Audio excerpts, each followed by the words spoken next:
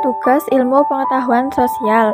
Saya masa demokrasi terpimpin pada tahun 1959 sampai 1966 tentang politik luar negeri oleh kelompok 2. Anggota kelompok 1. Adex Asifa Azhara, absen 1. 2. Devika Puspa Adelia, absen 9. 3. Amel Sugiyati, absen 6. 4. Mahasila Kurota Ayun, absen 19. 5. Marfika Puji Setianingrum, absen 20. Tahun pelajaran 2024-2025. Jelaskan politik luar negeri pada masa demokrasi terpimpin. Berdasarkan Undang-Undang Dasar 1945, politik luar negeri yang dianut Indonesia adalah bebas aktif. Bebas artinya tidak memihak kepada salah satu blok yang ada, yaitu blok darat dan blok timur. Namun pada masa ini politik luar negeri Indonesia condong ke blok timur. Aktif artinya selalu aktif berperan dalam mewujudkan perdamaian dunia. Jelaskan tentang Old-Evo dan Nevo. Old-Evo tanda kurung The Old Established Forecast adalah sebutan untuk negara-negara barat yang sudah mapan ekonominya, khususnya negara-negara kapitalis. Nevo dalam kurung The New Emerging Forecast adalah sebutan untuk negara-negara baru, khususnya negara-negara sosialis. Pada masa demokrasi terpimpin, Indonesia lebih banyak menjalin kerjasama dengan negara-negara Nevo. Hal ini terlihat dalam bentuknya poros Jakarta-Peking dalam kurung Indonesia dan Cina, dan poros Jakarta-Phnom Penh, Hanoi, Pyongyang dalam kurung Indonesia, Kamboja, Vietnam Utara, dan Korea Utara. B.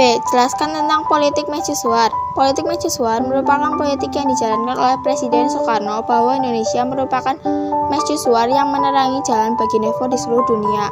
Dapat diwujudkan dengan diselenggarakan proyek-proyek besar dan spektakuler yang terkemuka di kalangan Nevo.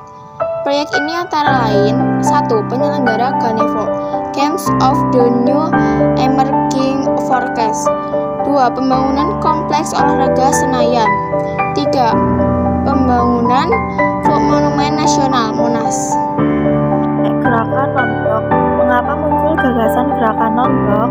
Dalam konferensi Asia Afrika di Bandung pada tahun 1955, muncul gagasan membentuk gerakan non-blok atau Non-Aligned Movement untuk menyikapi persaingan antara blok barat yang dipimpin Amerika Serikat dan blok timur yang dipimpin Uni Soviet pada awal tahun 1960-an. Tuliskan 5 tokoh pemrakarsanya. Gerakan non-blok diprakarsai oleh 1. PM India Jawaharlal Nehru. 2. PM Ghana Kwame Nkrumah. 3. Presiden Mesir Gamal Abdel Nasser. 4. Presiden Indonesia Soekarno. 5. Presiden Yugoslavia Joseph Broz Tito. Gerakan non-blok atau GNB secara resmi berdiri melalui Konferensi Tingkat Tinggi atau KTP tahun 1961 di Beograd, Yugoslavia. Tuliskan tujuan pendirian gerakan non-blok. Tujuan pendirian gerakan non-blok: A. Menentang imperialisme dan kolonialisme. B. Menyelesaikan sengketa secara damai. C. Mengusahakan pengembangan sosial ekonomi agar tidak dikuasai negara maju. D. Membantu perdamaian dunia dan berusaha meredakan ketenangan Amerika Serikat dengan Uni Soviet. D. Konfrontasi dengan Malaysia. Mengapa Indonesia berkonfrontasi dengan Malaysia? Konfrontasi dengan Malaysia berawal dari keinginan Federasi Malaysia untuk menggabungkan Brunei, Sabah, dan Sarawak ke dalam Federasi Malaysia. Rencana ini ditentang Filipina dan Indonesia. Filipina menganggap bahwa wilayah Sabah secara historis adalah milik Kesultanan Sulu.